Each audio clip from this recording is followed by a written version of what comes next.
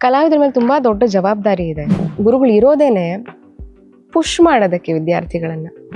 ಒಂದು ವ್ಯಕ್ತಿಯ ಹತ್ರ ಎಷ್ಟು ರೀತಿಯ ವಿದ್ಯೆಗಳಿರಬಹುದು, ಅದು ಹುಟ್ಟು ಹಾಕಿರೋದು ಅನ್ನೋದು ತುಂಬಾ ದೊಡ್ಡ ಶಬ್ದ. ನೀನ್ ತಪ್ಪು ಮಾಡ್ದೆ ಅಲ್ವಾ? ಒಂದು ಟೆನ್ಷನ್ ಇರುತ್ತೆ. ತೊರೆದು ಜೀವಿಸಬಹುದೇ ಹರಿ ನಿನ್ನ ಚರಣಗಳ.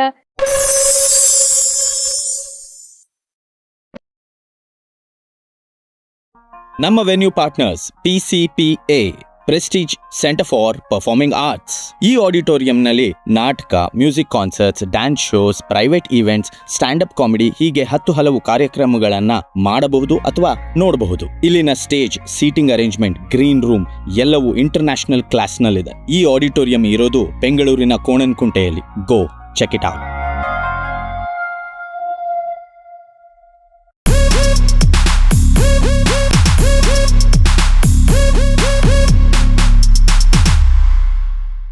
ಎಲ್ರಿಗೂ ನಮಸ್ಕಾರ. ಗ್ರೀನ್ ರೂಮ್ ಗುಟ್ಟುಗಳು ವಿತ್ ವಿನಯ್ ಶಾಸ್ತ್ರಿ ಈ ಸಂಚಿಕೆಗೆ ನಿಮ್ಮೆಲ್ಲರಿಗೂ ಸ್ವಾಗತ. ಇಂದು ನಮ್ಮೊಂದಿಗಿದ್ದಾರೆ Arundhati Vasishtha. Welcome to the show. Thank you so much. Green room ಗುಟ್ಟುಗಳು ಈ ಒಂದು ಕಾನ್ಸೆಪ್ಟ್ ಇಟ್ಕೊಂಡು ನಾವು ಪಾಡ್ಕಾಸ್ಟ್ ಅನ್ನೋದನ್ನು ಶುರು ಮಾಡಿದಾಗ ನಮ್ಮ ಫೋಕಸ್ ಇದ್ದಿದ್ದು ಮೋಸ್ಟ್ಲಿ ರಂಗಭೂಮಿ ಅಂತ ಅಂದ್ಕೊಂಡು. This is a very special show because ಒಬ್ಬ ಗಾಯಕಿ, ಸಂಗೀತ ನಿರ್ದೇಶಕಿ ನಮ್ಮ ಶೋಗೆ ಮೊದಲನೇ ಸಲ ಬರ್ತಾ ಇರೋದು. Welcome to the show. ಧನ್ಯವಾದ ಕರೆದಿದ್ದಕ್ಕೆ. Thank you. So we start with ನಿಮ್ಮ ಜರ್ನಿ ಹೇಗೆ ಶುರುವಾಯಿತು? ಅಂದರೆ ಕಲಿಕೆ ಸಂಗೀತದ ಜರ್ನಿ ಹೇಗೆ ಶುರುವಾಯಿತು, ಎಲ್ಲಿಂದ ಶುರುವಾಯಿತು? ನನಗೆ ಮಾತು ಬಂದಾಗಿಂದ ನಾನು ಹಾಡ್ತಿದ್ದಂತೆ, ಅದು ನಾನು ಕೇಳಿದ್ದು. ಆಮೇಲೆ ನನ್ನ 4ನೇ ವಯಸ್ಸಿಗೆ ನನ್ನನ್ನು ಸಂಗೀತ ಕಲಿಯೋದಕ್ಕೆ ಹಾಕಿದ್ರು. ಅಲ್ಲಿದ್ದು ಹಿಂದೂಸ್ತಾನಿ ಸಂಗೀತ ಮಾತ್ರ. ಶ್ರೀಪಾದ್ ಹೆಗಡೆ ಸೋಮಮನೆಯವ್ರ ಹತ್ರ ಮೊದಲು ಸಂಗೀತ ಕಲಿಯೋದಕ್ಕೆ ಶುರು ಮಾಡಿದ್ದು. ಹಾಗೆ ಅವ್ರ ಹತ್ರ ತುಂಬ ವರ್ಷ ಕಲ್ತಿದ್ದೀನಿ ನಾನು. ನನ್ನ ಅಪ್ಪ ಅಮ್ಮ ಇದ್ದಿದ್ದೂರು ಸಿದ್ದಾಪುರ. ಹಾಗಾಗಿ ಸಿದ್ದಾಪುರದಲ್ಲಿ 10th ಸ್ಟ್ಯಾಂಡರ್ಡ್ ತನಕ ಓದಿದ್ದು ನಾನು. ಅಲ್ಲಿ ತನಕನೂ ನಾನು ಶ್ರೀಪಾದ್ ಹೆಗಡೆ ಸರ್ ಹತ್ರನೇ ಕಲ್ತಿದ್ದು. ಆಮೇಲೆ ಶ್ರೀಪಾದ್ ಹೆಗಡೆ ಕಂಪ್ಲಿ ಅವ್ರ ಹತ್ರ ಕಲಿತೆ. ನಾನು 2 ವರ್ಷ ಧಾರವಾಡದಲ್ಲಿ PUC ಓದಿದ್ದು. ಹಾಗಾಗಿ ಅಲ್ಲಿ ಶ್ರೀಪಾದ್ ಹೆಗಡೆ ಕಂಪ್ಲಿ ಅವ್ರ ಹತ್ರ ಕಲಿತೆ. ಡಿಗ್ರಿ ಓದೋದಕ್ಕೆ ಮತ್ತೆ ಸಿರ್ಸಿಗೆ ಬಂದೆ, ಮತ್ತೆ ಶ್ರೀಪಾದ್ ಹೆಗಡೆ ಸೋಮಮನೆಯವ್ರ ಹತ್ರ ಕಲಿತೆ. ಅದಾದ್ಮೇಲೆ MA ಮಾಡೋದಕ್ಕೆ ಮತ್ತೆ ಧಾರವಾಡಕ್ಕೆ ಹೋದೆ. ಧಾರವಾಡದಲ್ಲಿ ಕೈವಲ್ಯ ಕುಮಾರ್ ಗುರವ್ ಅವ್ರ ಹತ್ರ ಕಲಿತಿದ್ದು.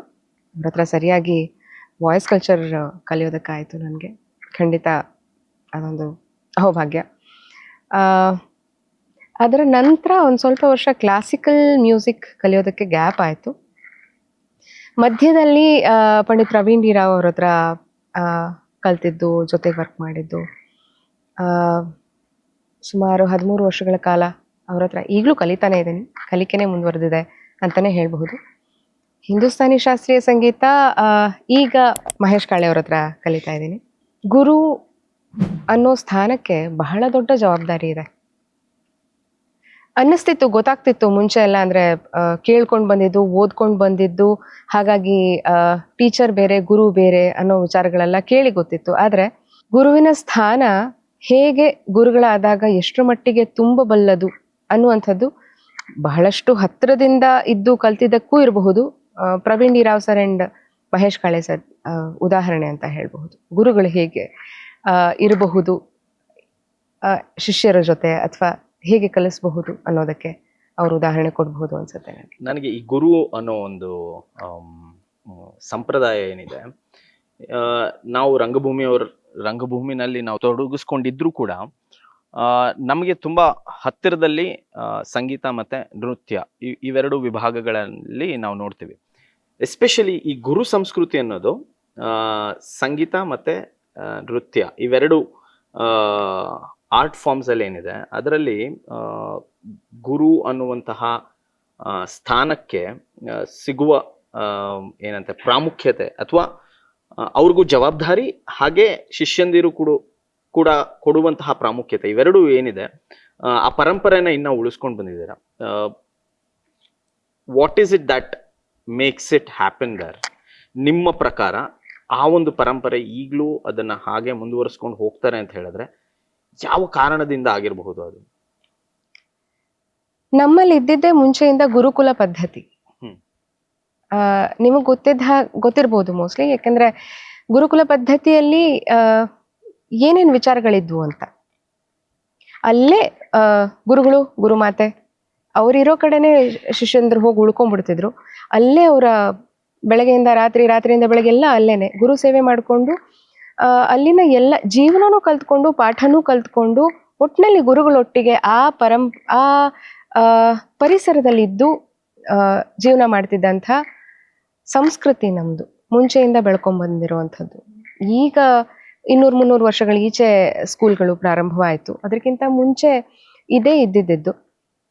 ಅಲ್ಲಿ ವಿದ್ಯೆ ಮಾತ್ರ ಅಲ್ಲ, ಜೀವನ ಕೂಡ ಕಲಿತಾ ಇದ್ರು, ಸಂಸ್ಕಾರವನ್ನು ಕಲಿತಾ ಇದ್ರು. ಅದೇನಾಯ್ತು, ಹೆಚ್ಚಾಗಿ ಶಾಲೆಗಳು ಶುರುವಾದ ಮೇಲೆ ಜೀವನ ಬೇರೆ ಕಲಿಕೆ ಬೇರೆ ಅನ್ನೋದು ಬೇರೆ ಬೇರೆ ಹಾಕೊಂಡು ಬಂತು. ಅಲ್ಲಿಗೆ ಹೆಚ್ಚಾಗಿ ಜೀವನದೊಟ್ಟಿಗೆ ಅಧ್ಯಾತ್ಮವನ್ನ ನೋಡೋ ರೀತಿಯೂ ಬದಲಾಯಿತು. ಅಧ್ಯಾತ್ಮ ಬೇರೆ ಜೀವನ ಬೇರೆ ಅನ್ನೋ ರೀತಿ ಆವಾಗ ಶುರುವಾಯಿತು ಅಂತ ನನ್ಗನ್ಸುತ್ತೆ. ಹಾಗಾಗಿ ಆಮೇಲೆ ಉಳ್ಕೊಂಡಿದ್ದೇನು ಅಂತಂದ್ರೆ ಕಲೆಯಲ್ಲಿ ಮಾತ್ರ, ಸಂಗೀತ ಮತ್ತೆ ನೃತ್ಯ ಅದರಲ್ಲಿ ಮಾತ್ರ ಅಲ್ಲಿ ಜೊತೆಗೆ ಉಳ್ಕೊಳ್ಳೋದೇ ಇದ್ರೂನು ಸರಿಯಾಗಿ ಸಂಸ್ಕಾರ ಪರಂಪರೆ ಉಳ್ಕೊಂಡು ಬಂದಿದೆ. ಯಾಕೆಂದ್ರೆ ಅಲ್ಲಿ ವಿಷಯಗಳು ಇರೋದು ಜೀವನ, ದೇವರು, ತತ್ವ ಅವೇ ವಿಷಯಗಳೇ ಅಲ್ಲೂ ಇರೋದ್ರಿಂದ ಹಾಗಾಗಿ ಬಹಳಷ್ಟು ಅದೇ ಉಳ್ಕೊಂಡು ಬಂದಿದೆ. ಆ ಸಂಸ್ಕಾರ ಹಾಗೆ ನಡ್ಕೊಂಡು ಬಂದಿದೆ ಅಂತ ಹೇಳ್ಬೋದು. ಹಾಗಾಗಿ ನಾನು ತುಂಬಾ ಸಲ ಹೇಳ್ತಾ ಇರ್ತೀನಿ ನನ್ನ ಹತ್ರ ಕಲಿಯೋದಕ್ಕೆ ಬರೋರಿಗೆ, ಕಲಾವಿದರ ಮೇಲೆ ತುಂಬಾ ದೊಡ್ಡ ಜವಾಬ್ದಾರಿ ಇದೆ ಅಂತ. ಅವರಿಗೆ ಕಲೆಯನ್ನ ಮುಂದುವರಿಸೋದು ಒಂದೇ ಅಲ್ಲ, ಇಡೀ ಸಂಸ್ಕೃತಿಯನ್ನ ಬೆಳೆಸ್ಕೊಂಡು ಉಳಿಸ್ಕೊಂಡು ಹೋಗುವಂತಹ ಜವಾಬ್ದಾರಿ ಕಲಾವಿದರ ಮೇಲಿದೆ ಅಂತ. ಹಾಗಾಗಿ ಏನ್ ಮಾಡ್ತಾರೆ, ನಾವೇನ್ ಮಾಡ್ತೀವಿ ಅನ್ನೋದನ್ನ ನೋಡಿ ಮಾಡ್ಬೇಕು ಕಲಾವಿದರು. ಯಾಕೆಂದ್ರೆ ನಾನು ನನ್ನನ್ನು ಮಾತ್ರ ಅಲ್ಲ, ಇಡೀ ಭಾರತೀಯ ಪರಂಪರೆಯನ್ನ ಪ್ರತಿನಿಧಿಸ್ತಾ ಇರ್ತೀನಿ ಯಾವುದೋ ಒಂದು ರೀತಿಯಲ್ಲಿ. ಹಾಗಾಗಿ ನೋಡ್ಕೊಂಡು ಮಾಡ್ಬೇಕು ಅಂತ ಅನ್ಸುತ್ತೆ ನನ್ಗೆ.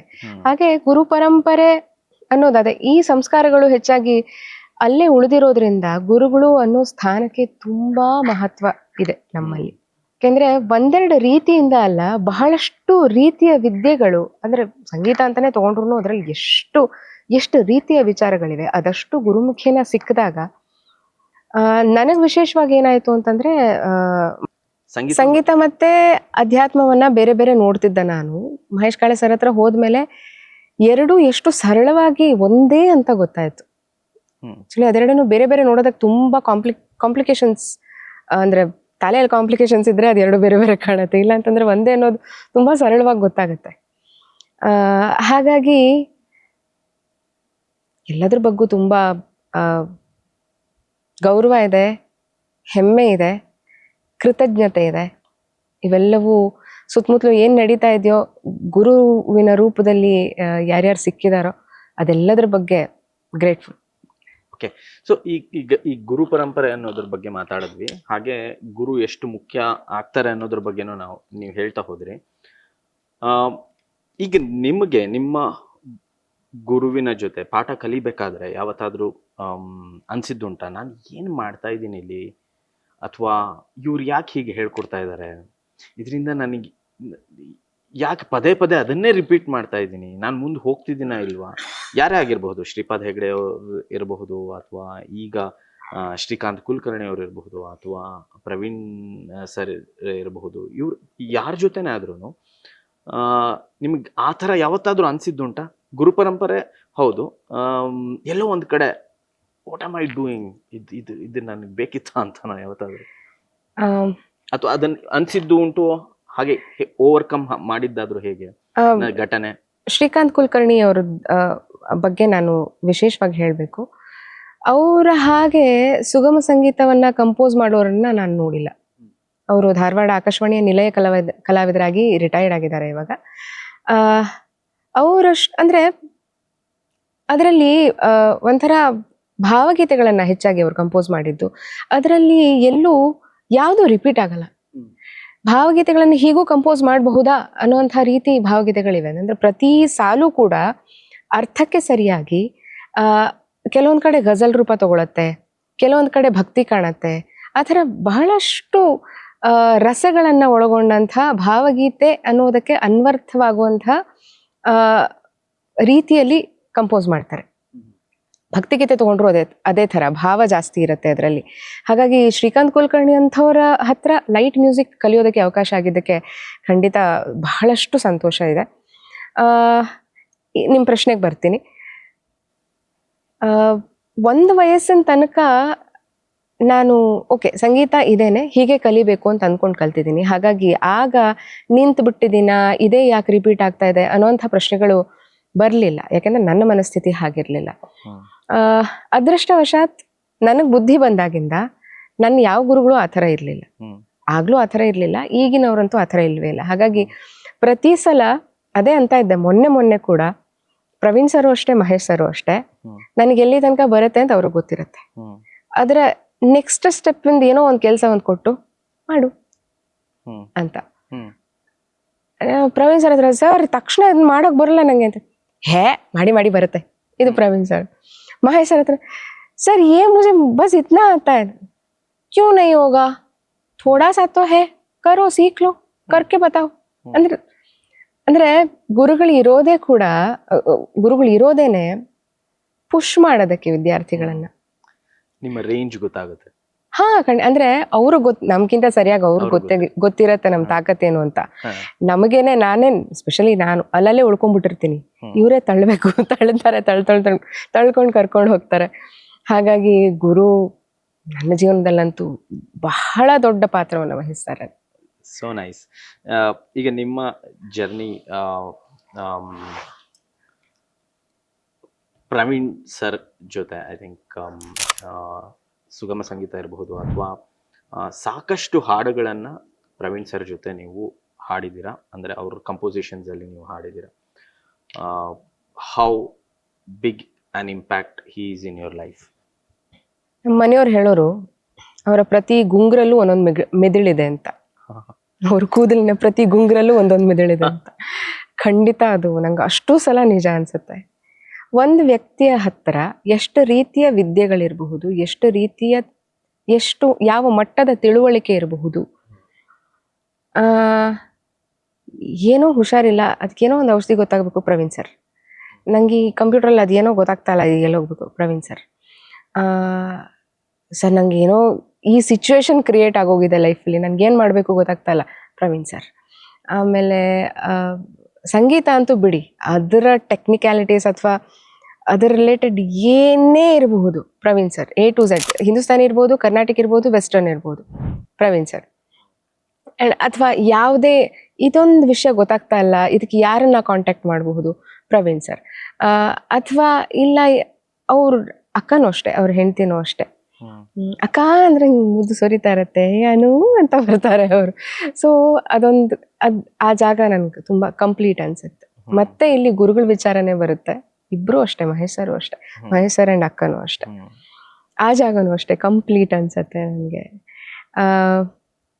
ಪ್ರವೀಣ್ ಸರ್ ಜೊತೆ ನಾನು ಸ್ವಲ್ಪ ಒದ್ದಾಡ್ತಾ ಇರ್ತೀನಿ. ಅಂದ್ರೆ ಆ ಬುದ್ಧಿವಂತಿಕೆ ನನ್ಗೆ ಅಂದ್ರೆ ಅಂದಾಜ್ ಮಾಡಕ್ ಕಷ್ಟ ಆಗತ್ತೆ ತುಂಬಾ ಸಲ. ಹಾಗಾಗಿ ಮೊದಲನೇ ಸಲ ಅದು ಅರ್ಥ ಆಗಿರಲ್ಲ, ಆಮೇಲೆ ಅಯ್ಯೋ ಹಿಂಗಾಗಿತ್ತಲ್ವ ಅದು ಅಂತ ಈ ಥರ ಪರಿಸ್ಥಿತಿಗಳೇ ಪ್ರವೀಣ್ ಸರ್ ಜೊತೆ ನನಗೆ ಜಾಸ್ತಿ ಬಂದಿರೋದು. ಹಾಗಾಗಿ ಪ್ರವೀಣ್ ಸರ್ ಅದ್ಭುತವಾದ ಮನುಷ್ಯ. So nice, so nice. Judge ಮಾಡದ ವ್ಯಕ್ತಿತ್ವ ಇಡೀ ಇಂಡಸ್ಟ್ರಿಗೆ ಗೊತ್ತು. Yes yes yes, for sure. First time ಒಂದು ಸಭೆಯನ್ನ ಉದ್ದೇಶಿಸಿ ಹಾಡಿದಾಗ ನಿಮ್ಗೆ ಏನ್ ಅನ್ಸಿತ್ತು? ಅಂದ್ರೆ ಚಿಕ್ಕ ವಯಸ್ಸಲ್ಲ? ಚಿಕ್ಕ ವಯಸ್ಸು ಅಥವಾ ಬುದ್ಧಿ ಬಂದ ನಂತರ ಯಾವತ್ತೋ ಒಂದು ತುಮುಲಾದಂತಹ ಸನ್ನಿವೇಶ? ನನಗೆ ಬುದ್ಧಿ ಬರೋಕ್ಕಿಂತ ಮುಂಚೆನೆ ನಾನು ಸ್ಟೇಜ್ ಹತ್ತಿದ್ದೆ. ಹಾಗಾಗಿ ಸ್ಟೇಜ್ ಫಿಯರ್ ಅನ್ನುವಂಥ ವಿಚಾರ ನನಗೆ ಗೊತ್ತಿಲ್ಲ. ಆದ್ರೆ ನಾನು ಗಮನಿಸಿರೋ ಪ್ರಕಾರ ಇಡೀ ಜೀವನದಲ್ಲಿ ನನ್ನ ಮಾನಸಿಕ ಪರಿಸ್ಥಿತಿ ಸರಿ ಇಲ್ದಿದ್ದಾಗ ನಾನು ತುಂಬಾ ಸಲ ಹೆದರಿದ್ದೀನಿ. ಅದಕ್ಕೆ ನನ್ನ ಮಾನಸಿಕ ಪರಿಸ್ಥಿತಿ ಅವತ್ತಿನ ಹಾಡಿನ ಪ್ರಾಕ್ಟೀಸ್ ಮಾತ್ರ ಕಾರಣ ಹೊರತು ನಾನು ಸ್ಟೇಜ್ಗೆ ಹೋಗ್ತಿದ್ದೀನಿ ಅನ್ನೋದು ಕಾರಣ ಅಲ್ಲ. ಆ ಜವಾಬ್ದಾರಿ ಸ್ಟೇಜ್ಗೆ ಹೋಗ್ತಿರ್ಬೇಕಾದ್ರೆ ನನ್ಗೇನ್ ಜವಾಬ್ದಾರಿ ಇರ್ಬೇಕೋ ಆ ಜವಾಬ್ದಾರಿ ಅಲ್ಲಿ ನಾನು ಒಂಚೂರು ತಪ್ಪಿದ್ದೀನಿ, ಏನೋ ಒಂದ್ ಕಾರಣಕ್ಕೆ ಸರಿಯಾಗಿ ಪ್ರಾಕ್ಟೀಸ್ ಮಾಡಕ್ ಆಗಿಲ್ಲ ಅಂತ ಆಗಿದ್ದಿದ್ರೆ, ಅಥವಾ ಆಗಿನ ಏನೋ ನನ್ನ ಜೀವನದ ಪರಿಸ್ಥಿತಿ ಏನೋ ಒಂದ್ ಸ್ವಲ್ಪ ಆಚೆ ಈಚೆ ಆಗಿದ್ದು ನಾನು ಮಾನಸಿಕವಾಗಿ ಕುಗ್ಗಿದ್ರೆ ಮಾತ್ರ ನನ್ಗಾಗೊಂಚೂರು ಸ್ಟೇಜ್ಗೆ ಹೋಗ್ತಾ ಸ್ವಲ್ಪ ಆಚೆ ಈಚೆ ಆಗಿದೆಯೇ ಹೊರತು ಅದು ಸ್ಟೇಜ್ ಫಿಯರ್ ಇಂದ ಅಂತ ಅನ್ಸಲ್ಲ ನನ್ಗೆ. ಓಕೆ. ಓಕೆ, ನನಗೆ ಐ ಆಲ್ವೇಸ್ ವಂಡರ್ ದಿಸ್. ನಮಗೆ ಸಂಗೀತದ ಜ್ಞಾನ ಇರೋರಿಗೆ ಒಂದು ಸ್ವಲ್ಪ ಅರ್ಥ ಆಗಬಹುದು. ಯಾವ ವಿಚಾರ ಅಂದರೆ, ಈಗ ನೀವು ಹಾಡು ಹೇಳ್ತಿರ್ತೀರಾ ಅಂದರೆ ಕಾನ್ಸರ್ಟ್ ಇರಬಹುದು ಅಥವಾ ನೀವೆಲ್ಲೋ ಒಂದು ಕಡೆ ಹಾಡು ಹೇಳ್ತಿರ್ಬೇಕಾದ್ರೆ ದರ್ ದಿಸ್ ಏನೋ ಅನ್ನೋನ್ ಥಿಂಗ್. ನೀವು ಮ್ಯೂಸಿಷಿಯನ್ಸ್ ಜೊತೆ ಹಿಂಗೆ ನೋಡ್ಕೊಂಡು ನಕ್ಕೊಂಡು ಹಿಂಗೆಲ್ಲ ಮಾತಾಡ್ತಿರ್ತೀರ. ಅದು ಏನು, ಅದು ಶ್ರುತಿ ಅವ್ರು ಮಿಸ್ ಮಾಡಿದ್ರು ಅಂತನೋ ನೀವು ಅದು ನಮಗೆ ಗೊತ್ತಾಗಲ್ಲ, but you manage it there, you cover it up there. But ಅದು ನಮಗೆ ಹೇಗೆ ಕಾಣುತ್ತೆ ಅಂದ್ರೆ, ನೋಡಿ ಎಷ್ಟು ಸಿಂಕಲ್ ಇದ್ದಾರೆ ಅವರಿಬ್ರು ಅಂತ. ಬಟ್ ಅಲ್ಲಿ ಏನೋ ಬೇರೆ ಏನೋ ನಡೀತಾ ಇರುತ್ತೆ. ನೀನ್ ತಪ್ಪು ಮಾಡ್ದೆ ಅಲ್ವಾ, ನೀನ್ ಮಾಡ್ದೆ ಅಲ್ವಾ, ನಾನ್ ತಪ್ಪು ಮಾಡ್ದೆ ಅಲ್ವಾ ಅಂತ. What is that, what happens there? ಅಲ್ಲಿ ತುಂಬಾ ಜುಗಲ್ ಬಂದಿದ್ದಾರೆ, ತುಂಬಾ ರೀತಿ ವಿಚಾರಗಳು ನಡೀತಾ ಇರುತ್ತೆ, ಒಂದೆರಡಲ್ಲ. ಅದು ಏನೇ ಸಿಚುವೇಶನ್ ಕ್ರಿಯೇಟ್ ಆಗ್ಬೋದು, ಅದ್ರದ್ದು ಒಂದು ವಿಚಾರ ವಿನಿಮಯ ಅಲ್ಲಿ ತಾನಾಗೆ ಆಗ್ತಾ ಇರುತ್ತೆ. ಇದೇ ಅದೇ ಅಂತ ಹೇಳಕ್ಕಾಗಲ್ಲ. ಇಲ್ಲ ಅವ್ರೇನೋ ತುಂಬಾ ಚೆನ್ನಾಗಿ ನೋಡ್ಸ್ಬಿಟ್ಟಿರ್ಬಹುದು, ಇಲ್ಲ ಅಂದ್ಕೊಂಡಿದ್ದಲ್ದೆ ಬೇರೆದೇನೋ ನೋಡ್ಸಿರ್ಬಹುದು, ಇಲ್ಲ ಅಂದ್ಕೊಂಡಿದ್ದೇನೆ ಅತಿ ಪರ್ಫೆಕ್ಟ್ ಆಗಿ ನೋಡ್ಸಿರ್ಬಹುದು, ಒಳ್ಳೆ ಸಿಂಕ್ ಕ್ರಿಯೇಟ್ ಆಗಿರ್ಬಹುದು, ಇಲ್ಲ ಅವ್ರ ಇನ್ಯಾರ ಜೊತೆನೋ ಅಲ್ಲಿ ಏನೋ ಒಂದು ಕಣ್ ಸನ್ನೆ ಮಾಡಿದ್ದು ಓ ಇವಾಗೇನೋ ಅದನ್ನ ನೋಡ್ಸೋರಿದ್ದೀರಾ ಅಲ್ವಾ ನೀವು ಅನ್ನೋದು ಒಂದು ಅದೇನೋ ಅರ್ಥ ಆಗಿದ್ದಿರಬಹುದು. ಅಥವಾ ನಾನು ಧಾರವಾಡದಲ್ಲಿ PUC ಓದಿದ್ದು, ಡಿಗ್ರಿಗೆ ಪಂಡಿತ್ ವೆಂಕಟೇಶ್ ಕುಮಾರ್ ಅವರು ಕ್ಲಾಸ್ ತಗೋತಾ ಇದ್ರು. ಹಾಗಾಗಿ ಬಹಳಷ್ಟು ಅವ್ರ ಕ್ಲಾಸಲ್ಲೂ ಕೂತ್ಕೊಳ್ಳುವಂತಹ ಭಾಗ್ಯ, ನಾನು ಇಲ್ಲಿ ಬಂಕ್ ಮಾಡಿ ಅಲ್ಲಿ ಕೂತ್ಕೋತಾ ಇದ್ದೆ ತುಂಬಾ ಕ್ಲಾಸ್ಗಳನ್ನ. ಅವರ ಕ್ಲಾಸ್ಗಳಲ್ಲೂ ಕೂರುವಂತಹ ಭಾಗ್ಯ ನನಗೆ ಸಿಕ್ಕಿತ್ತು. ಅವ್ರು ಹೇಳೋರು, ಮನುಷ್ಯರಿದ್ದೇವೆ ನಾವು, ತಪ್ಪು ಎಲ್ಲರೂ ಮಾಡ್ತಾರೆ, ನಾವು ತಪ್ತೇವೆ ಸ್ಟೇಜ್ ಮ್ಯಾಗ, ಬಟ್ ಅದನ್ನ ಹೇಗೆ ನಿಭಾಯಿಸ್ಕೊಂಡು ಹೋಗ್ತೀವಿ ಅನ್ನೋದು ಕಲಾವಿದನ್ನ ತೋರಿಸ್ತದೆ, ಯಾವ ರೀತಿ ಕಲಾವಿದ ಅವ ಅನ್ನೋದು ತೋರಿಸ್ತದೆ ಅಂತ ಹೇಳಿ.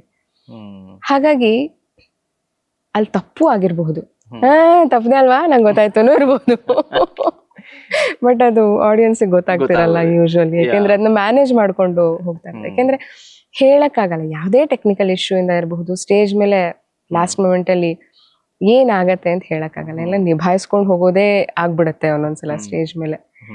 ಅವಾಗ ಆ ಥರ ನಡೀತಾ ಇರತ್ತೆ ಏನೇನೋ ಸ್ಟೇಜ್ ಮೇಲೆ. ಓಕೆ, ಸೊ ಇನ್ನೊಂದು ಇಂಪಾರ್ಟೆಂಟ್ ವಿಷಯ, ಓಂಕಾರ ಸಾಧನೆ ಮಾಡಿರುವಂಥದ್ದು, ಅದ್ರ ಬಗ್ಗೆ ವಾಟ್ ಈಸ್ ದ್ಯಾಟ್, ಏನ್ ಪ್ರಾಸೆಸ್ ಅದು, ಒಂದು ಸ್ವಲ್ಪ ನಮ್ಗೆ ತಿಳಿಸ್ಕೊಡ್ತೀರಾ? ನನಗೆ ಗೊತ್ತಿಲ್ಲದೆ ಆಯ್ತು ಅದು. ಅಂದ್ರೆ ನಾನು ಕೈವಲ್ಯ ಸರ್ ಹತ್ರ ವಾಯ್ಸ್ ಕಲ್ಚರ್ ಕಲಿತೆ, ಸಂಗೀತ ಕಲಿಯೋದಕ್ಕೆ ಹೋಗಿದ್ದು. ನನಗೆ ರೇಂಜ್ ಇರ್ಲಿಲ್ಲ. ಒಂದ್ ವಯಸ್ಸಲ್ಲಿ ಗೊತ್ತಾಯ್ತು ಎಲ್ಲರೂ ತುಂಬಾ ಹೈ ಪಿಚ್ ಅಲ್ಲಿ ಹಾಡ್ತಾರೆ, ನನ್ಗಷ್ಟು ಹೈ ಪಿಚ್ ಅಲ್ಲಿ ಹಾಡೋದಕ್ಕೆ ಆಗ್ತಿಲ್ಲ ಅಂತ. ತುಂಬಾ ಪ್ರಯತ್ನ ಪಟ್ಟಿದ್ದೀನಿ ರೇಂಜ್ ಜಾಸ್ತಿ ಮಾಡ್ಕೊಳ್ಳೋದಕ್ಕೆ, ಆಗ್ಲಿಲ್ಲ. ಬಟ್ ಕೈವಲ್ಯ ಸರ್ ಹತ್ರ ಹೋದ್ಮೇಲೆ ಅದಕ್ಕೆ ಅಂತಾನೆ ಒಂದ್ ದಾರಿ ಇದೆ ಅಂತ ಅರ್ಥ ಆಯ್ತು. ಹಾಗಾಗಿ ಅವರು ಮುಖಬಂದ್ ಪ್ರಾಕ್ಟೀಸ್ ಮಾಡಿಸಿದ್ರು, ಓಂಕಾರ ಸಾಧನೆ ಮಾಡಿಸಿದ್ರು, ಅಂತಂದ್ರೆ ನಾಭಿಯಿಂದ ಕಂಠಕ್ಕೆ ಕನೆಕ್ಟ್ ಮಾಡಿ ಕೊಟ್ರು. ಹಾಗಾಗಿ ಸಂಗೀತದೊಟ್ಟಿಗೆ ಓಂಕಾರ ಸಾಧನೆ ಆಯ್ತು. ಓಂಕಾರ ಸಾಧನೆ ಅನ್ನೋದು ಸರಿಯಾದ ದಾರಿಯಲ್ಲಿ ಆಗಿದೆ ಮತ್ತು ಅದು ತುಂಬಾ ಮಹತ್ವದ್ದು ಅಂತ ನನ್ಗೆ ಆಮೇಲೆ ಗೊತ್ತಾಗಿದ್ದು.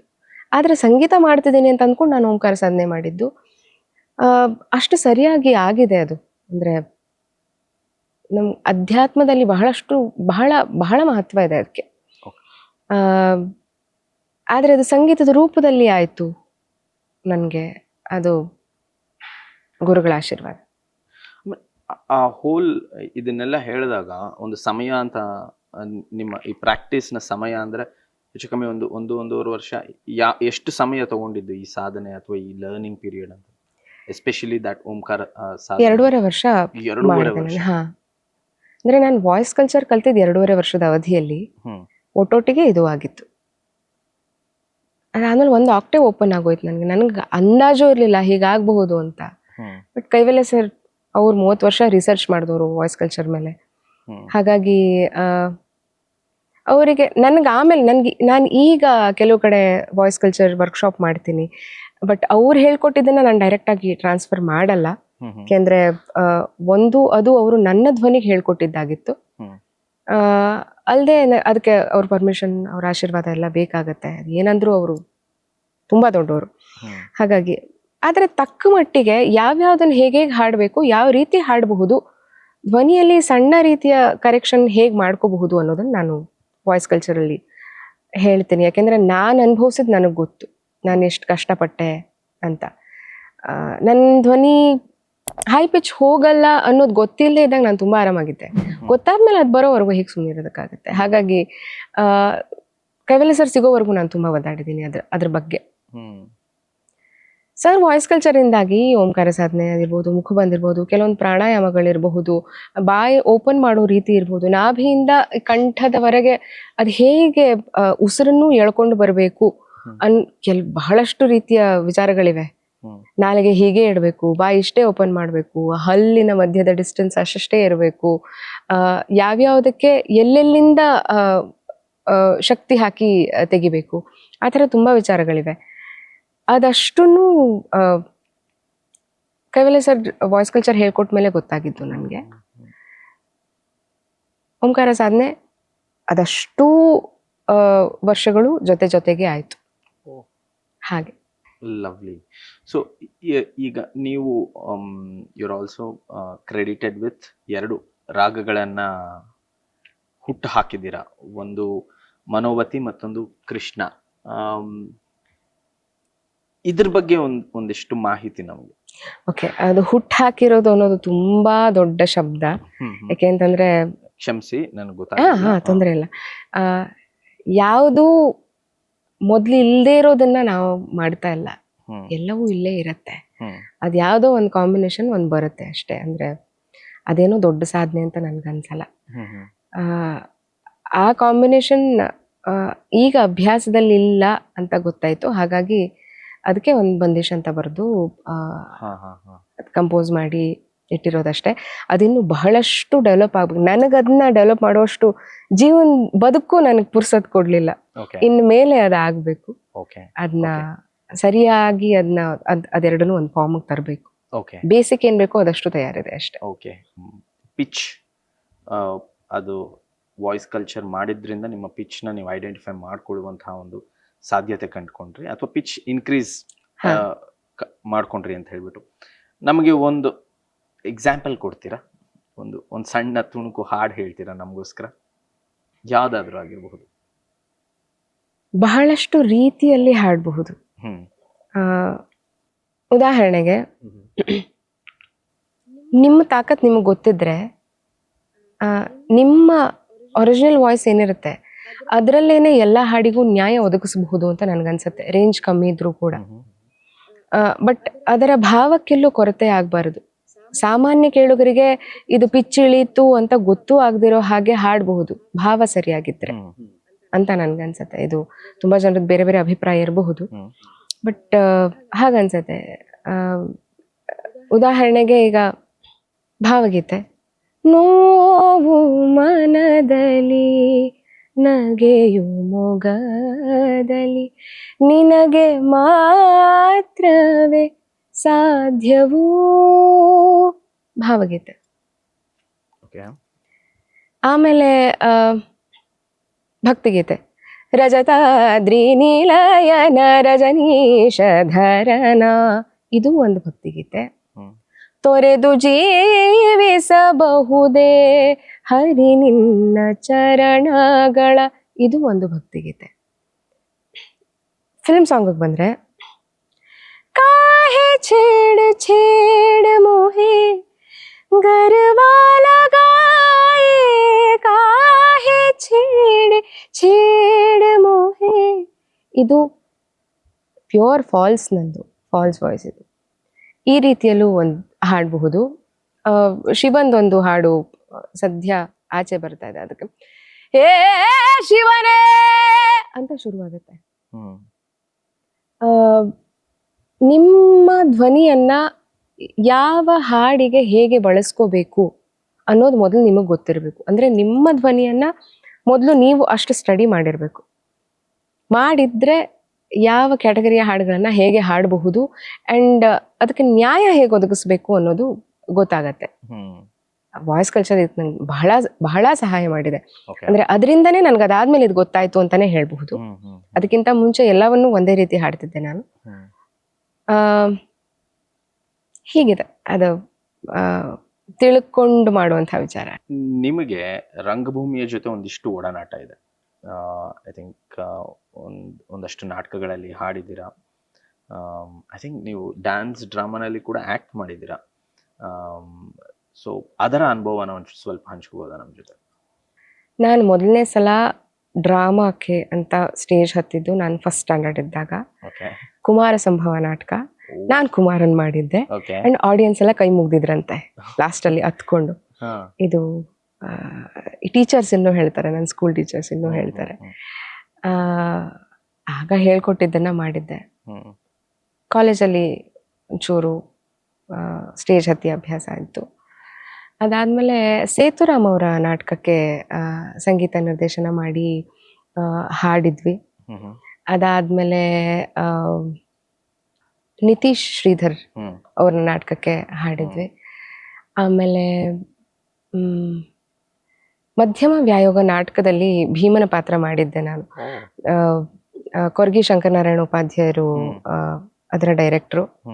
ಅವೆಲ್ಲ ಸ್ತ್ರೀಯರ ತಂಡ ಮಾಡಿದಂಥ ನಾಟಕ ಅದು ಸುಮಾರು ಶೋಸ್ ಮಾಡಿದ್ವಿ. ಹೀಗೆ ಇದೆ. ನಿರುಪಮ ರಾಜೇಂದ್ರ ಅವರ ರಾಮಕಥಾ ವಿಸ್ಮಯ, ಅದು ಪ್ರವೀಣ್ ಸರ್ ಮ್ಯೂಸಿಕ್ ಮಾಡಿರೋದು.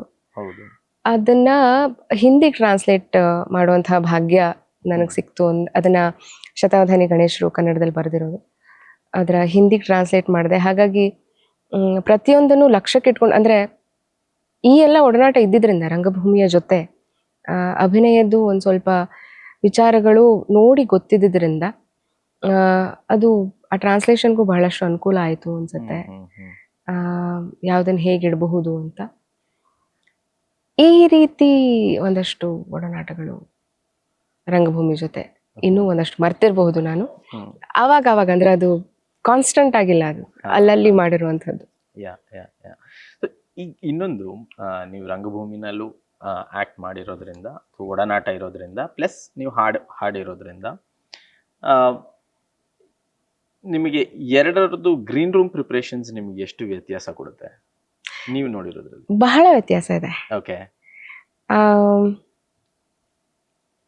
ನಾನು ಭರತನಾಟ್ಯ ಕಲ್ತಿದ್ರಿಂದ ಬಹಳ ವರ್ಷ ಭರತನಾಟ್ಯಕ್ಕೆ ಮೇಕಪ್ ಮಾಡಿಸ್ಕೊಂಡು ಗೊತ್ತು. ಆವಾಗ ನಾನಿನ್ನು ಚಿಕ್ಕವಳು, ಒಂದು 12 ವರ್ಷ ಕಲ್ತಿದ್ದೀನಿ. ಹಾಗಾಗಿ ಆಗ ಮೇಕಪ್ ಅಂದ್ರೆ ಮೇಕಪ್ಪ ಅನ್ನೋ ಲೆವೆಲಲ್ಲಿ ಇದ್ದಿತ್ತು ಆವಾಗ ಎಲ್ರನ್ನೂ ಹಿಂಗೆ ಕೂರಿಸ್ಕೊಂಡು ಮೇಕಪ್ ಮಾಡಿಸಿ ಕಳಿಸೋರು. ಆಗ ಏನು ಗೊತ್ತಾಗ್ತಾ ಇರಲಿಲ್ಲ.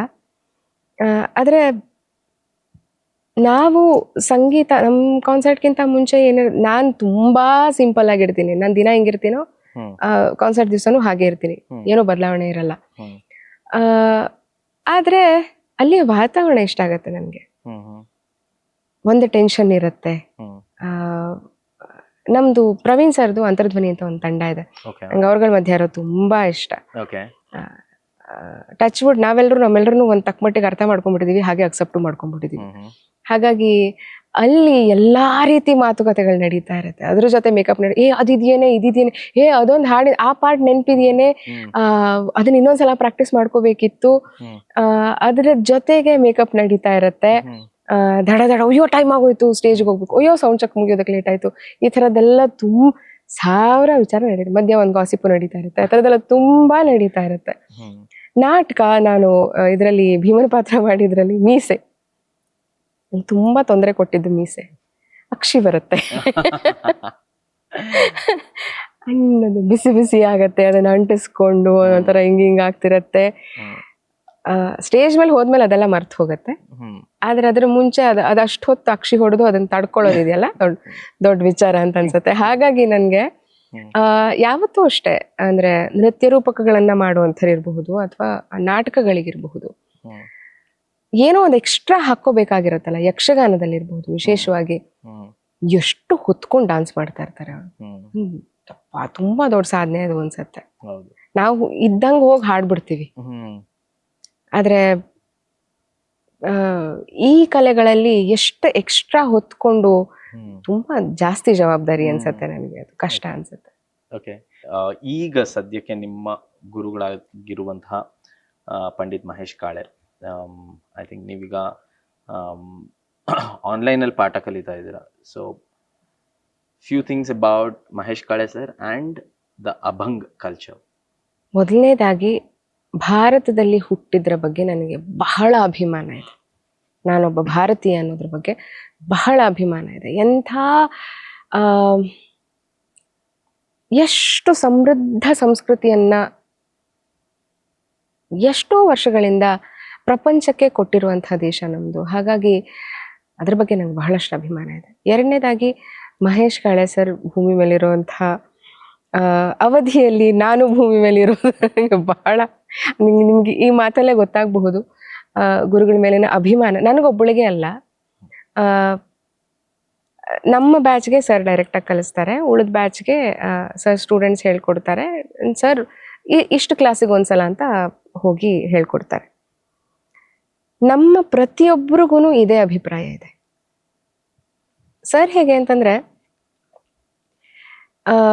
ಎಲ್ರ ಬಗ್ಗೂ ಎಲ್ಲದೂ ಗೊತ್ತಿರುತ್ತೆ. ಯಾಕಂದ್ರೆ ನಾವೆಲ್ಲರೂ ಹೋಗೋ ಹೇಳ್ಕೊತಾ ಇರ್ತೀವಿ, ಸೆವ್ವ ಅನ್ನೋದ್ರಿಂದ ಹಿಡಿದು ಎಲ್ಲದನ್ನೂ ಹೇಳ್ಕೊತಾ ಇರ್ತೀವಿ. ಹಾಗಾಗಿ ಅವ್ರಿಗೆ ಸರಿಯಾಗಿ ಯಾರಿಗೆ ಈಗ ಏನು ಅಭ್ಯಾಸ ಮಾಡೋದಕ್ಕೆ ಹೇಳಬೇಕು, ಅವ್ರ ವಾಯ್ಸಿಗೆ ಯಾವ್ದು ಅನುಕೂಲ, ಅವ್ರು ಯಾವ್ದನ್ನ ಜಾಸ್ತಿ ಪ್ರಾಕ್ಟೀಸ್ ಮಾಡಬೇಕು, ಅವ್ರು ಯಾವ ಲೈನಲ್ಲಿ ಹೋಗಬೇಕು, ಅವ್ರು ಯಾವ ಹಂತದಲ್ಲಿದ್ದಾರೆ ಅದರ ಮುಂದಿನ ಹಂತಕ್ಕೆ ಅವ್ರನ್ನ ಹೇಗೆ ಪುಷ್ ಮಾಡಬೇಕು, ಅವ್ರು ಆ ಕೆಲಸ ಮಾಡಿದ್ರೆ ಅವ್ರಿಗೆ ಯಾವ್ಯಾವ ವೇದಿಕೆಗಳನ್ನು ಒದಗಿಸಿಕೊಡ್ಬಹುದು, ಆ ವೇದಿಕೆಗಳನ್ನು ಒದಗಿಸ್ಕೊಡೋದಕ್ಕೆ ತಾನೇನು ಮಾಡಬೇಕು, ಅವ್ರೇನು ಮಾಡಬೇಕು, ಪ್ರತಿಯೊಂದು ಜವಾಬ್ದಾರಿ ಹಿಂಗೆ ತಗೊಂಡ್ಬಿಡ್ತಾರೆ ಸರ್.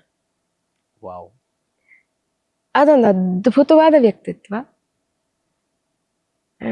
ಅಕ್ಕನ ಬಗ್ಗೆ ಹೇಳ್ಬೇಕು ಅಂತಂದ್ರೆ ಅವರ ಲಿಟ್ರಲಿ 10 ಪಟ್ಟು ಜಾಸ್ತಿ ಕೆಲಸ ಮಾಡ್ತಾ ಇರ್ತಾರೆ, ತೋರಿಸ್ಕೊತಾ ಇರಲ್ಲ. ಸರು ಹೇಳ್ತಾರೆ ಅದನ್ನ. ನಾನು ಅವ್ರ ಜೊತೆ ಹೋಗಿ, ಅವ್ರು ಸ್ಯಾನ್ ಫ್ರಾನ್ಸಿಸ್ಕೋಲ್ ಇರೋದು, 1 ವಾರ ಇದ್ದೆ ಅವ್ರ ಜೊತೆ. ಅವರಿಬ್ರು ಅದ್ಭುತಗಳು. ಅದು ಹೆಂಗಷ್ಟು ಮ್ಯಾನೇಜ್ ಮಾಡ್ತಾರೆ, ಹೇಗಷ್ಟು ಕಾಮಾಗಿರ್ತಾರೆ, ಹೇಗಷ್ಟು ಚಂದಕ್ಕಿರ್ತಾರೆ, ಹೇಗೆ ಬಂದವ್ರನ್ನ ಹಾಗೆ ನೋಡ್ಕೋತಾರೆ. ಅವರಲ್ಲಿ ತುಂಬಾ ಒಂದು ಚಂದದ ಕಮ್ಯುನಿಟಿ ಮಾಡ್ಕೊಂಡಿದ್ದಾರೆ. ಅದನ್ನ ಕಾಪಾಡ್ಕೊಂಡು ಹೋಗೋ ರೀತಿ, ಅದನ್ನ ಹೇಗಿಬ್ರು ಡೌನ್ ಟು ಅರ್ತ್, ಅವ್ರಗಳ ಬಗ್ಗೆ ತುಂಬಾ ಆಶ್ಚರ್ಯ ಆಗುತ್ತೆ. ಎಲ್ಲರೂ ವಿಠಲನ್ ಥರ ನೋಡ್ತಾರೆ ಮಹೇಶ್ ಕಾಳೆ ಸರ್ನ್ನ. ಆ ಜವಾಬ್ದಾರಿ ಅವ್ರ ಮೇಲೆ ಇರೋದ್ರಿಂದನೂ ಇರಬಹುದು, ಅಥವಾ ಅವ್ರ ವ್ಯಕ್ತಿತ್ವನೇ ಹಾಗೆ. ಹಾಗಾಗಿ ಬಹಳ ತೂಕದ ವ್ಯಕ್ತಿತ್ವ ಅದು. ಅವ್ರ ಸುತ್ತಮುತ್ತಲು ಇದ್ರೇನೆ ಆ ಎನರ್ಜಿ ಫೀಲ್ ಆಗ್ತಾ ಇರತ್ತೆ, ಪಾಸಿಟಿವಿಟಿ ಫೀಲ್ ಆಗ್ತಾ ಇರತ್ತೆ. ಅಭಂಗ್, ಯಾವುದು ಭಂಗವಾಗುವುದಿಲ್ಲವೋ ಅದು ಅಭಂಗ್. ಪಂಡ್ರಾಪುರಕ್ಕೆ ಯಾತ್ರೆ ಹೋಗ್ತಾ ಹಾಡ್ಕೊಂಡು ಹೋಗ್ತಾರೆ, ವಿಠಲನ ನಾಮಸ್ಮರಣೆ ಮಾಡ್ಕೊಂಡು ಹೋಗ್ತಾರೆ. ಆಗ ಹಾಡುವಂತಹ ವಿಠಲನ ಮೇಲಿನ ಹಾಡುಗಳು ಎಲ್ಲವೂ ಅದು ಅಭಂಗಗಳು. ಬಹಳಷ್ಟು ಸಂತರಾಗಿ ಹೋಗಿದ್ದಾರೆ, ಅವ್ರು ಬರೆದಿರುವಂತಹ ಬಹಳಷ್ಟು ಅಭಂಗಗಳಿವೆ. ಈ ಯಾತ್ರೆ ಹೋಗುವಂಥವ್ರು ಅವರು ಸುಸ್ತು ಗೊತ್ತಾಗಬಾರದು ಅಂತ ನಾಮಸ್ಮರಣೆಗೆ ಎಲ್ಲೆಲ್ಲಿಂದನೂ ನಡ್ಕೊಂಡು ಹೋಗ್ತಾರೆ, ಪಂಡ್ರಾಪುರಕ್ಕೆ ಯಾತ್ರೆ ಹೋಗ್ತಾರೆ. ಹಾಗಾಗಿ ಮಾಡ್ಕೊಂಡಿರುವಂಥದ್ದು ಆ ಅಭಂಗನ್ನ. ಮೊದಲನೇದಾಗಿ ಅದು ಕೇಳೋದಕ್ಕೆ ಚಂದ, ಎರಡನೇದಾಗಿ ಅದು ಹುಟ್ಟಿಸುವ ಭಕ್ತಿಯ ರೀತಿ ಬೇರೆ, ಮೂರನೇದಾಗಿ ಮಹೇಶ್ ಕಾಳೆ ಸರಿಂದ ಅದನ್ನ ಕಲ್ತ್ಕೊಂಡು ಅದರ ಅರ್ಥ ಗೊತ್ತಾಗಿ, ಅದನ್ನ ಹಾಡುವ ರೀತಿ ಗೊತ್ತಾಗಿ, ಅದನ್ನ ತಲುಪಿಸೋ ರೀತಿ ಬೇರೆ, ಅದನ್ನ ಹಾಡೋ ರೀತಿ ಬೇರೆ. ಅದನ್ನ ಅಲ್ಲಿ ನಾವು ಎಷ್ಟು ಸಮರ್ಪಿಸ್ಕೊಳ್ಬೇಕು ಅಂತ ಗೊತ್ತಾಗತ್ತೆ. ಈ ಸಮರ್ಪಣಾ ಭಾವ ಏನಿದೆ ಸರ್ ಹೇಳ್ಕೊಡಲ್ಲ, ಸರ್ ಮಾಡಿ ತೋರಿಸ್ತಾರೆ. ಅವ್ರು ಹಾಗೆ ಇರ್ತಾರೆ. ಹಾಗಾಗಿ ನಮ್ಗಳಿಗೆ ಅದು ಅರ್ಥ ಆಗತ್ತೆ ಏನು ಅಂತ. ನಾನು ಸ್ಯಾನ್ ಫ್ರಾನ್ಸಿಸ್ಕೋಲ್ ಇದ್ದಾಗ ಅವರ ಗುರುಗಳ ಮಗ ಅಲ್ಲಿ ಬಂದಿದ್ರು. ಅವ್ರ ಜೊತೆ ನಡ್ಕೊಂಡ ರೀತಿ ಏನಿದೆ, ಅವ್ರು ನೋಡ್ಕೊಂಡ ರೀತಿ ಏನಿದೆ, ನನ್ಗನ್ನಿಸ್ತು ಸರ್ ಇಷ್ಟು ದೊಡ್ಡವರಾಗಿ ಹಾಗೆ ಅವ್ರಕ್ಕಿಂತ ಅವ್ರ ಗುರುಗಳ ಮಗ 4 ವರ್ಷ ದೊಡ್ಡವರು. ಆದ್ರೆ ಅವ್ರ ಗುರುಗಳನ್ನ ಹೇಗೆ ನೋಡ್ಕೋಬೇಕು ಹಾಗೆ ನೋಡ್ಕೊಂಡ್ರು ಅವರು. ನನ್ಗನ್ಸತ್ತೆ ನಾನಿನ್ನೂ ಹಾಗೆ ನೋಡ್ಕೊಳಲ್ಲ ಸರ್ನ ಅಂತ. ಅಂದ್ರೆ ಆ ಲೆವೆಲ್ಲಿನ ಗುರುಭಕ್ತಿ, ಆ ಮಟ್ಟದ ಗುರುಭಕ್ತಿ ಏನಿದೆ, ಅದೇ ಅನ್ನಿಸ್ತು ನನಗೆ. ಮೊದಲು ಸಂಗೀತ ಎಲ್ಲ ಹೌದು, ಕಲಾವಿದರು ನಾವು ಎಲ್ಲ ಇರುತ್ತೆ. ನಾನು ಅಲ್ಲಿಂದ ವಾಪಸ್ ಬರ್ತಾ ಸರ್ಗೆ ಒಂದು ಮೆಸೇಜ್ ಮಾಡಿದ್ದೆ, ಸರ್ ಮುझे आपके जैसा इंसान बनना है ಅಂತ. ಮುझसे अच्छा बनो ಅಂತ ಅವ್ರದ್ದು ರಿಪ್ಲೈ ಅದಕ್ಕೆ. ಸೊ ಮನುಷ್ಯ ನಿಜವಾದ ಅರ್ಥದಲ್ಲಿ ಮನುಷ್ಯ ಆಗೋದು ತುಂಬಾ ಕಡಿಮೆ, ಅಪರೂಪ. ಅಷ್ಟು ಸರಿಯಾದ ಮನುಷ್ಯನಾಗ್ಬಿಟ್ರೆ ನನ್ಗನ್ಸತ್ತೆ ನಿಜವಾದ ಅರ್ಥದಲ್ಲಿ ಅದ್ವೈತಿಗಳಾಗ್ಬಿಟ್ಟಿರ್ತಾರೆ ಅಂತ. ಈ ಆತ್ಮಕ್ಕೂ ಪರಮಾತ್ಮಕ್ಕೂ ಅಂಥ ಏನು ವ್ಯತ್ಯಾಸ ಉಳಿದಿರಲ್ಲ. ಹಾಗಾಗಿ ದೈವತ್ವ ಕಾಣತ್ತೆ. ಲವ್ಲಿ. ಹಾ. Oh nice. So nicely put. Wow. Okay, super. So yeah, so ಈಗ ನೀವು ನಿಮ್ಮ ಮ್ಯೂಸಿಕಲ್ ಜರ್ನಿನಲ್ಲಿ ಈಗ ಒಂದು ಹೊಸ ಹೆಜ್ಜೆ ಇಟ್ಟಿದ್ದೀರಾ ಅಲ್ವಾ, ತತ್ವ. ಸೊ ಇದೊಂದು ಹೊಸ ಬ್ಯಾಂಡ್ ಅಂತ ಹೇಳ್ಬೇಕಾ, what do you want to call that? ನೀವೇನಂತ ತತ್ವದ ಬಗ್ಗೆ ಒಂದಿಷ್ಟು ತಿಳಿಸ್ಕೊಡಿ. ತತ್ವ ಅದರ ಅರ್ಥ ಏನು ಹೇಳುತ್ತೋ ಅದನ್ನೇ ಹೇಳಕ್ ಹೊರಟಿರುವಂಥದ್ದು. ಈಗ ಮೊನ್ನೆ ಆಗಿದ್ದು ಮೊದಲನೇ ಪ್ರಯೋಗ. ಬಹಳಷ್ಟು ನಮಗೂ ಕ್ಲಾರಿಟಿ ಇರಲಿಲ್ಲ. ಹಾಡುಗಳ ಬಗ್ಗೆ ಬಿಟ್ಟು ಬಹಳಷ್ಟು ವಿಚಾರಗಳ ಬಗ್ಗೆ ನಮಗೂ ಕ್ಲಾರಿಟಿ ಇರಲಿಲ್ಲ. ಬಹಳಷ್ಟು ಮಟ್ಟಿಗೆ ಎಷ್ಟಾಗತ್ತೋ ಅಷ್ಟು ಅದನ್ನ ಸರಿಯಾಗಿ ಮಾಡ್ಕೊಳ್ಳುವಂಥ ಪ್ರಯತ್ನ ಮಾಡಿದ್ದೀವಿ ನಾವು. ಅದರಲ್ಲಿ ಯಾವುದೇ ಯಾವ ಮೂಲಭೂತ ತತ್ವಗಳು ಏನಿವೆ, ಯಾವುದೇ ಇರಬಹುದು, ಹೇಗಿರಬೇಕು, ಮನುಷ್ಯ ಪಂಚತತ್ವಗಳಿರಬಹುದು, ಅಥವಾ ಮನುಷ್ಯ ಹುಟ್ಟಿದಾಗಿಂದ ದೇಹ ಬಿಡೋವರೆಗೂ ಇರುವ ರೀತಿಯ ಬಗ್ಗೆ ಇರಬಹುದು. ಅಂದ್ರೆ ನಮ್ಮ ಜನಪದ ಗೀತೆಗಳು ಏನ್ ಹೇಳತ್ತೋ ಆ ಥರದ್ದಿರಬಹುದು, ಅಥವಾ ನಮ್ಮ ದಾಸರು ಏನ್ ಹೇಳಿ ಹೋಗಿದ್ದಾರೋ ಅಂದ್ಹಾಗೆ ಅವೆರಡಕ್ಕೂ ಅಂಥ ಜಾಸ್ತಿ ವ್ಯತ್ಯಾಸ ಇಲ್ಲ. ದಾಸರು ಅದನ್ನೇ ಹೇಳಿರೋದು. ನಮ್ಮ ಹಳೆ ಜನಪದ ಅಂತ ಏನ್ ಬಂದಿದೆ, ಅವರು ಅದೇ ತತ್ವಗಳನ್ನೇ ಹೇಳಿರುವಂಥದ್ದು. ಬಂದಿದೆ ಒಂದಷ್ಟು ದೈನಂದಿನ ಚಟುವಟಿಕೆಗಳು ಕೂಡ ಜನಪದ ಗೀತೆಯಲ್ಲಿ ಬಂದಿದೆ, ಅಲ್ಲ ಅಂತ ಹೇಳಲ್ಲ. ಬಟ್ ಹೇಳಿರುವಂಥ ತತ್ವಗಳು ಎಲ್ಲವೂ ನಮ್ಮ ಸಂತರು ದಾಸರು ಹೇಳಿರುವಂಥ ತತ್ವಕ್ಕೆ ಅಂಥ ಏನು ಭೇದ ಇಲ್ಲ. ಹಾಗೆ ಬೇರೆ ಬೇರೆ ಭಾಷೆಗಳಲ್ಲಿ ಬೇರೆ ಬೇರೆ ಕಾಲದಲ್ಲಿ ಆಗಿರುವಂತಹ ಸಂತರು ಒಂದಷ್ಟು ಈ ತರ ತತ್ವವನ್ನ ಹೇಳಿ ಹೋಗಿದ್ದಾರೆ. ಭಕ್ತಿ ಗೀತೆಗಳಲ್ಲಿ ಇರುವಂತಹ ತತ್ವಗಳು ಏನ್ ಸಿಗತ್ತೋ ಅದು ಮೀರಾ ಭಜನ್ ಇರಬಹುದು, ಕಬೀರ್ ಭಜನ್ ಇರಬಹುದು, ಸಗುಣ ಅಥವಾ ನಿರ್ಗುಣ ಭಜನೆ ಇರಬಹುದು, ಅಥವಾ ಅಭಂಗಲ್ ಇರಬಹುದು, ಅಥವಾ ಬಾವುಲ್ ಇರಬಹುದು, ಅಥವಾ ನಮ್ಮ ಕರ್ನಾಟಕ ಶಾಸ್ತ್ರೀಯ ಸಂಗೀತದಲ್ಲಿ ಇರಬಹುದು. ಎಲ್ಲೆಲ್ಲಿ ಯಾವ್ಯಾವ ರೀತಿಯ ತತ್ವ ಪದಗಳು ಸಿಗತ್ತೋ ಅದಷ್ಟನ್ನು ಅದರ ರೀತಿಯಲ್ಲೇ ಹೊಸ ಸಂಗೀತ ಸಂಯೋಜನೆಯೊಂದಿಗೆ ಹೊರತರುವಂತಹ ಪ್ರಯತ್ನ ಮಾಡ್ತಾ ಇರುವಂಥದ್ದು. ತತ್ವ ನಮ್ಮ ಯಜಮಾನರ ಮೊದಲನೇ ಆಲ್ಬಮ್ ಕೂಡ ಹೌದಾಗಿತ್ತು. ಅದರ ದಾಸರ ತತ್ವ ಪದಗಳಿದ್ವು ಅದರಲ್ಲಿ. ಅವ್ರಿಗೆ ಅದನ್ನ ಮುಂದುವರಿಸಬೇಕು ಅನ್ನುವಂಥ ಆಸೆ ತುಂಬಾ ಇತ್ತು.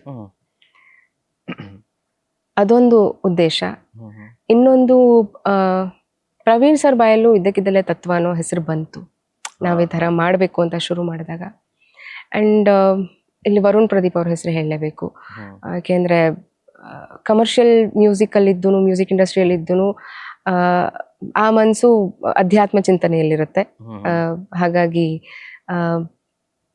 ಅಧ್ಯಾತ್ಮಕ್ಕೆ ಸಂಬಂಧಿಸಿದ ಕೆಲಸವನ್ನೇ ಮುಂದುವರಿಸ್ಕೊಂಡು ಹೋಗಬೇಕು ಅನ್ನುವಂಥ ತುಂಬ ಬಹಳಷ್ಟು ವರ್ಷಗಳ ಚಿಂತನೆ, ಪ್ರಯತ್ನ ಎಲ್ಲವೂ ಅದರಲ್ಲಿತ್ತು. ಜಾಸ್ತಿ ಟೈಮ್ ಇರಲಿಲ್ಲ, ಒಂದೇ ತಿಂಗಳಿದ್ದು. ಅದರಲ್ಲಿ ಏನಾಗುತ್ತೋ ಇದ್ದಿದ್ರಲ್ಲೇ ನಾವು ಒಟ್ಟು ಹಾಕೊಂಡು ಮಾಡಿದ್ವಿ. ಇನ್ನು ಮೇಲೆ ಅದಕ್ಕೆ ಸರಿಯಾಗಿ ಅಧ್ಯಯನ ಕೂತ್ಕೊಂಡು ಎಲ್ಲಾ ರೀತಿಯ ಕೆಲಸಗಳನ್ನು ಇನ್ನೂ ತುಂಬಾ ಸೀರಿಯಸ್ ಆಗಿ ಹಾಕೊಂಡು ಹೋಗುತ್ತೆ ಇನ್ಮೇಲಿಂದ. ಅದಕ್ಕೊಂದು ರೂಪ ಕೊಡೋದಕ್ಕೆ, ಅದನ್ನ ವೇದಿಕೆ ಮೇಲೆ ತರೋದಕ್ಕೆ ಅವಕಾಶ ಮಾಡಿಕೊಟ್ಟಿದ್ದಕ್ಕೆ ಪ್ರವೀಣ್ ಸರ್ಗೆ, ಪರಮ್ಗೆ ವಿ ಆರ್ ಗ್ರೇಟ್ಫುಲ್. ಯಾಕೆಂದ್ರೆ ಹೊಸ ಪ್ರಯತ್ನಗಳನ್ನ ಪ್ರೋತ್ಸಾಹಿಸುವಂಥವ್ರು ತುಂಬಾ ಕಡಿಮೆ ಇರೋದು. ಯಾಕೆಂದ್ರೆ ಅಲ್ಲಿ ಫೇಲ್ ಆಗುವಂಥ ಭಯ ತುಂಬಾ ಇರುತ್ತೆ. ನಮಗೂ ಟೆನ್ಷನ್ ಇತ್ತು, ಜವಾಬ್ದಾರಿ ಜಾಸ್ತಿ ಇತ್ತು. ಹಾಗಾಗಿ ಹೇಗಾಗುತ್ತೋ ಏನೋ ಅಂತ. ಹಾಗಾಗಿ ತತ್ವದ ವ್ಯಾಪ್ತಿಯಲ್ಲಿ ಸಿಗುವಂಥ ಕೆಲವೊಂದು ಹಾಡುಗಳನ್ನ ವರುಣ್ ಮತ್ತೆ ನಾನು ಅಲ್ಲಿ ಇಡೋದಕ್ಕೆ ಪ್ರಯತ್ನ ಪಟ್ವಿ. ಇದು ಹೀಗೆ ಮುಂದುವರ್ಕೊಂಡು ಹೋಗುತ್ತೆ. ಲಕ್ಷರ್ಗೆ ನಿಮ್ಮ ಮ್ಯೂಸಿಕಲ್ ಜರ್ನಿ ಇನ್ನೂ ಮೇರು ಪರ್ವತಕ್ಕೆ ಏರ್ಲಿ ಅಂತ ನಾವು ಆಶಿಸ್ತೀವಿ. ಸಮಯದ ಅಭಾವ ಇರೋದ್ರಿಂದ ನಾವು ಇವತ್ತು ಈ ಪಾಡ್ಕಾಸ್ಟ್ನ ಇಲ್ಲಿಗೆ ಮುಗಿಸೋಣ. ಥ್ಯಾಂಕ್ ಯು ವೆರಿ ಮಚ್ ನಮ್ಮ ಶೋಗೆ ಬಂದು ನಿಮ್ಮ ಐ ಥಿಂಕ್ ನಮಗೆ, ಫಾರ್ ಮೀ ಪರ್ಸ್ನಲಿ, ನನಗೆ ಮ್ಯೂಸಿಕಲ್ ಆಸ್ಪೆಕ್ಟ್ಸಲ್ಲಿ ಸಂಗೀತದ ಬಗ್ಗೆ ನನಗೆ ಇರುವಂತಹ ಅತಿ ಅಲ್ಪ ಜ್ಞಾನ ಅದು ಇನ್ನೊಂದು ಸ್ವಲ್ಪ ಜಾಸ್ತಿ ಆಗಿದೆ ನನಗೆ. ನನಗೆ ತುಂಬ ಖುಷಿ ಆಗ್ತಾ ಇದೆ ಫಾರ್ ಹ್ಯಾವಿಂಗ್ ಯು ಹಿಯರ್. ನನ್ನ ಕರೆಗೆ ಓಗೊಟ್ಟು ಬಂದಿದ್ದಕ್ಕೆ ಧನ್ಯವಾದಗಳು. ಗ್ರೀನ್ ರೂಮ್ ಗುಟ್ಟುಗಳು ನೋಡ್ತಾ ಇದ್ದೀನಿ, ಚೆನ್ನಾಗಿ ಬರ್ತಾ ಇದೆ. ಹಾಗೆ ನಿಮ್ಮ ನಾಟಕಗಳನ್ನು ನೋಡಿದ್ದೀನಿ, ಅದರ ಫ್ಯಾನ್ ನಾನು. ಇಲ್ಲಿ ನಾನು ಎಷ್ಟು ಪ್ರಸ್ತುತವೋ ಏನೋ ಗೊತ್ತಿಲ್ಲ, ಆದರೂ ಇಲ್ಲಿ ಆಹ್ವಾನಿಸಿ ಇಷ್ಟು ಹೊತ್ತು ತುಂಬ ಸತ್ವ ಇರುವಂಥ ವಿಚಾರಗಳ ಬಗ್ಗೆ ಚರ್ಚೆ ಮಾಡಿದ್ದಕ್ಕೆ, ಈ ಕಾರ್ಯಕ್ರಮವನ್ನು ನಡೆಸ್ಕೊಟ್ಟಿದ್ದಕ್ಕೆ, ನನ್ನನ್ನು ಕರೆದಿದ್ದಕ್ಕೆ ಹೃತ್ಪೂರ್ವಕ ಧನ್ಯವಾದ. Thank you for coming to our show. ನಮ್ಮ ಗಿಫ್ಟಿಂಗ್ ಪಾರ್ಟ್ನರ್ಸ್ ಆದಂತಹ ಟ್ರೈಬ್ ಆಫ್ ಥಿಯೇಟರ್ ಅವ್ರ ಕಡೆಯಿಂದ, ನಮ್ಮ ಕಡೆಯಿಂದ ಒಂದು ಕಿರು ಕಾಣಿಕೆ. ಥ್ಯಾಂಕ್ ಯು ವೆರಿ ಮಚ್ ಬಂದದ್ದಕ್ಕೆ. ಥ್ಯಾಂಕ್ ಯು ಸೋ ಮಚ್ ಕರೆದಿದ್ದಕ್ಕೆ. ಇದು ಇಂದಿನ ಸಂಚಿಕೆ ಗ್ರೀನ್ ರೂಮ್ ಗುಟ್ಟುಗಳು ವಿತ್ ವಿನಯ್ ಶಾಸ್ತ್ರಿ. ಮತ್ತೆ ಮುಂದಿನ ಸಂಚಿಕೆಯಲ್ಲಿ ಇನ್ನೊಬ್ಬರ ಜೊತೆ ನಾನು ನಿಮ್ಮನ್ನ ಭೇಟಿ ಮಾಡ್ತೀನಿ. Thank you very much. ಕಲೆ ಮತ್ತು ರಂಗಭೂಮಿಯ ಬೆಳವಣಿಗೆಗೆ ಶಕ್ತಿಯಾಗಿ ಈ QR ಕೋಡ್ ಸ್ಕ್ಯಾನ್ ಮಾಡುವ ಮೂಲಕ ನಮಗೆ ಬೆಂಬಲ ನೀಡಿ. ನಿಮ್ಮ ಪ್ರೋತ್ಸಾಹವು ನಮ್ಮ ಕಲಾವಿದರಿಗೆ ದೊಡ್ಡ ಸ್ಫೂರ್ತಿ. Scan the QR code and contribute to support and help us create a sustainable environment for our artists. Ever grateful to your contribution.